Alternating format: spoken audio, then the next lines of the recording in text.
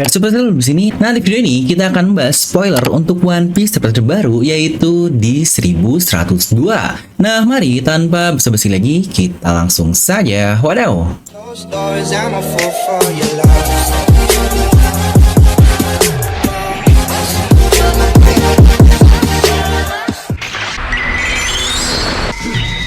Nah, setelah libur 1 minggu nih untuk One Piece, tahu-tahu kita mendapatkan banyak sekali informasi luar biasa di minggu kemarin yang bisa dibilang malah menjadi peak nih untuk serial ini. Dan tidak lama juga kita langsung mendapatkan spoiler untuk chapter 1102. Yang kira-kira apa aja sih isi untuk spoiler kali ini dan informasi luar biasa apa aja yang ditampilkan oleh pihak One Piece tersebut. Pastikan kalian tonton video ini sampai habis agar tidak ada informasi yang miss dan juga setengah-setengah. Karena sesuai dengan jargon kita, One Piece itu tidak masuk akal, tapi akal bisa masuk. Subscribe juga buat para players baru dan nyalakan bel notifikasinya ya.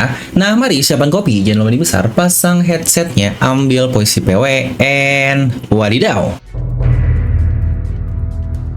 Dimana judul untuk chapter 1102 ini adalah kehidupan dari Kuma. Ya benar, seperti prediksi kita di chapter lalu, jika chapter ini pasti akan berisi full terkait Kuma, karena untuk flashback dari Bone seharusnya kita sudah mencapai kesimpulannya. Dimana premisnya adalah Bone yang ingin disembuhkan karena sebuah penyakit, dan chapter kemarin di 1101 ditutup dengan dia yang sudah sembuh dan berlayar ke lautan. Itu adalah konklusi dari flashback Bone ini. Dan di chapter ini kita tentunya akan kembali ke awal mula flashback ini dimulai, yaitu kehidupan terakhir dari Bartolomeo Kuma. Di mana chapter ini kita diperlihatkan berbagai kejadian-kejadian seperti apa yang dilakukan di Trollbark, lalu juga kenapa dia memutuskan ke Sabondi, dan akhirnya sebelum perang dari Marineford terjadi. Lagi-lagi di chapter ini kita diperlihatkan Vegapunk yang tetap sangat bersikeras kalau dia ini sangat kesal dan tidak setuju dengan penghilangan total untuk kesadaran Kuma. Makanya Vegapunk pada akhirnya menyimpan semua memori Kuma ke sebuah bubble Nikyu yang kita lihat di Pulau Egghead. Dimana ini lagi-lagi masih menjadi hal misterius buat saya sendiri, yang apakah itu adalah salah satu cara Vegapunk untuk menyelamatkan Kuma, karena siapa tahu ketika semua ingatan itu dimasukkan ke dalam tubuhnya, nantinya Kuma asli akan ingat kembali dan bersikap seperti biasa. Tetapi mungkin ini adalah minusnya yang cukup menarik, apakah ada perbedaan antara jiwa dan ingatan. Karena ingat, jika kesadarannya sudah hilang, seharusnya bisa dibilang Kuma ini sudah mati dan jiwanya berarti sudah tidak ada.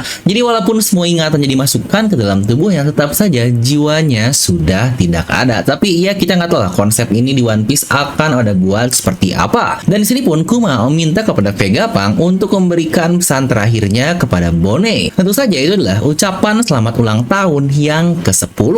Entah kita belum tahu apakah Vegapunk pada akhirnya menyampaikannya dengan cara apa, tetapi chapter ini ditutup dengan flashback yang sudah selesai dan Bone yang masih menangis di semua memori tadi. Yang ternyata selama ini Kuma memikirkan Bone sampai sejauh itu, yang bahkan Bone ini dia pula membaca semua surat yang dikirimkan oleh Kuma. Tapi spoiler ini belum selesai, karena di jam Festa kemarin juga seperti biasa kita ditunjukkan satu halaman untuk One Piece chapter 1102 yang ternyata berisi bounty pertama Luffy yang sudah tersebar ke seluruh dunia. Yang menariknya di sini kita melihat Dragon yang bertanya siapa sih yang menjaga teritori di Lojuton sana. Yang tentu saja itu adalah Kapten Smoker. Yang apakah lagi-lagi anggapan kita terkait Dragon adalah ayah yang buruk ternyata digagalkan oleh Oda di chapter ini. Apakah di sini akhirnya insting Dragon sebagai seorang ayah pun muncul dan memutuskan untuk pergi ke Lojuton? Karena mungkin pada saat itu dia merasa kalau anaknya Luffy belum bisa mengalahkan seorang Logia. Yang benar saja kan, di chapter 100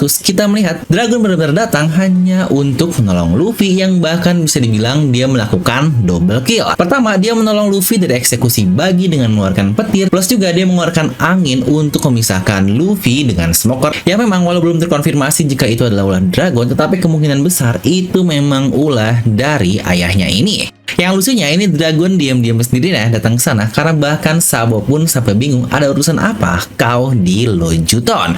Lalu juga di sini kita melihat S yang lagi-lagi dia bersama dengan Jinbei. Ya ternyata kedua orang ini yang dulunya bertarung mati-matian malah menjadi sahabat yang sangat sering bersama. Pantas saja Jinbei ini sangat dekat sekali dengan Marco, karena sepertinya Jinbei cukup sering juga untuk berada di kapal Shirohige. Yang menariknya sekarang Jinbei malah join ke kru dari Topi Jerami. Di sini Jinbei kaget kalau bocah ini ternyata bisa ngalahin Arlong dan seluruh krunya. Yang sangat masuk akal karena bisa dibilang Arlong ini sosok yang sangat kuat loh. Beruntung saja dia berada di East Blue dan nyogok angkatan laut, makanya bounty-nya cuma 20 juta doang. Yang saya pun cukup yakin kalau di luaran sana dia bounty-nya bisa jauh lebih besar lagi. Dan untuk Bone yang sudah berlayar bersama krunya, dia pun berkata sudah saatnya kita menjadi bajak laut yang sesungguhnya.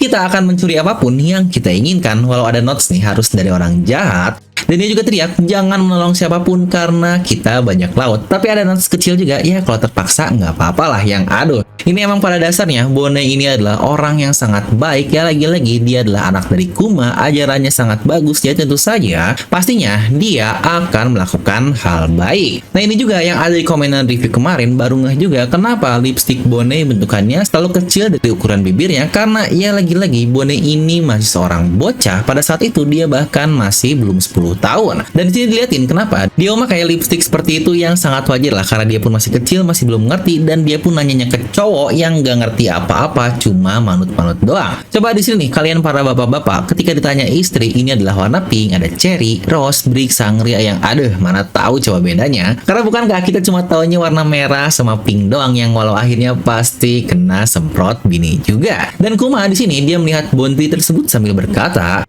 takdir macam apa ini Dragon? Anakmu malah menjadi seorang bajak laut. Tapi yang menarik dari panel ini adalah kita melihat Kuma dia memegang 2 bounty. Padahal ingat ya, Luffy pada saat itu adalah orang pertama dari krunya yang mendapatkan bounty, di mana kru yang lain seperti Zoro belum ada yang dapat. Yang berarti apakah bounty satu lagi yang dia pegang adalah bounty dari anaknya, yaitu Jewelry Bone. Yang sejujurnya bakal epic juga sih kalau ternyata bounty pertama dari Luffy dan Bone ini sama, yaitu di 30 juta berry, di mana keduanya adalah anak dari pasukan revolusioner dan keduanya juga memiliki koneksi terkait pernikahan. Nah kenapa nih saya bilang kalau spoiler belum selesai? Karena terdapat satu panel penting yang akan menjadi lanjutan dari isi spoiler kali ini, di mana spoiler dikatakan kalau Kuma yakin jika Luffy adalah orang yang akan menyelamatkan dunia ini, tetapi dia ini datang terlalu cepat, itu pun sebelum Kuma melemparnya ke Sabondi Archipelago. Nah, kata-kata terkait dia datang terlalu cepat ini sangat menarik nih, yang akan kita coba bahas di video review nanti.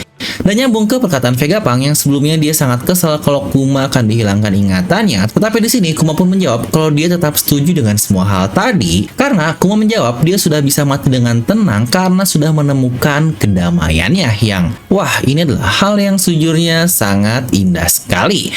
Kedamaian Kuma nemuin orang yang akan mengubah dunia ini. Yang pastinya itu adalah nemuin seorang Nika yang sudah menjadi impiannya sejak kecil. Mati pun Kuma pasti sudah mati dalam keadaan tenang, lagi-lagi karena di sini Kuma pun berkata dia sudah menemukan kedamaiannya, yang wah ini merinding banget. Sungguh kehidupan luar biasa yang Kuma jalanin selama ini di serial One Piece.